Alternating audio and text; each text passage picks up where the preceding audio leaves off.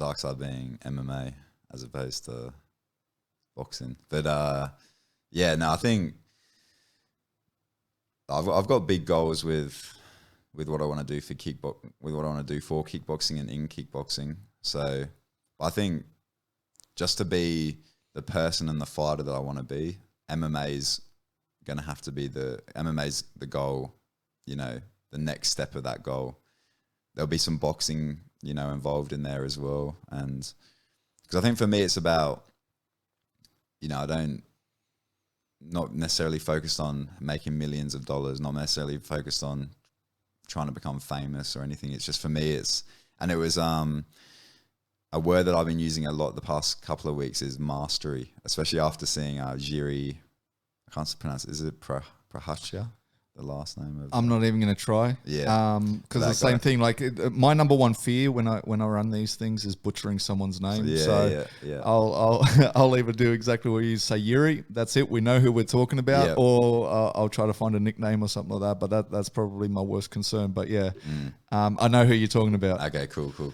Well, yeah, no, he was, and I liked how in his post-fight speech he was saying about, you know, the ego side of him, you know, there's the temptations to use the money that he won for, you know, women and the cars and stuff like that. But what does his true self want to do? And his true self would want to lock himself away in a forest and just focus on just mastery. And then all that other stuff will come if you want it, if you achieve, you know, if you achieve that mastery, all that other stuff will come. So that's what I'm focusing on at the moment. And for me to achieve mastery, I think it's challenging myself, stepping out of my comfort zone, you know, winning world titles in kickboxing, but also having boxing fights, having Muay Thai fights, and then stepping into MMA as, you know, one of the best strikers that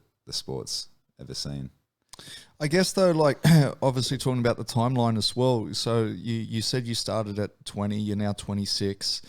Like when you kind of, and I know you can't predict these things, but when you're kind of looking at that timeline, have you got sort of goals? Like have you said to yourself, you know, in the next 2 years I want to take up boxing, and then by the time I guess 30, I'll be in the MMA. Do you ever think about things like that, or are you just more like, We'll see how it runs, or are you one to, as I say, plan ahead?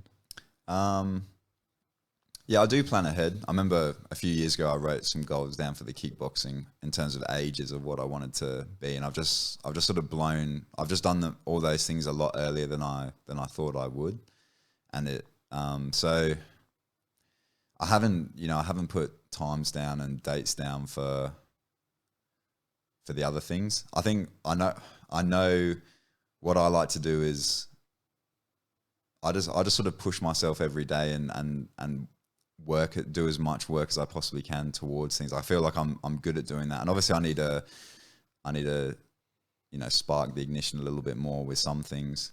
But I find that I like to also go off feel of when the time feels right to start doing things.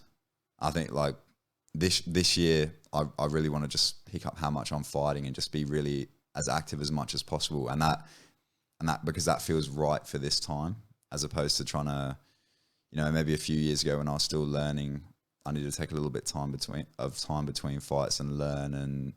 But now it feels like if I could fight every month, every third week, I would do that. And that sort of feels like the right time for now, and not forcing myself in that sort of thing. So I think when I'm already working towards those things now, like the transition to MMA and stuff like that. I'm doing some little, you know, behind the scenes training sessions that aren't making their way to social media yet, but so things are happening. So I think, yeah, it's just when the time's right, I'll be able to step in there.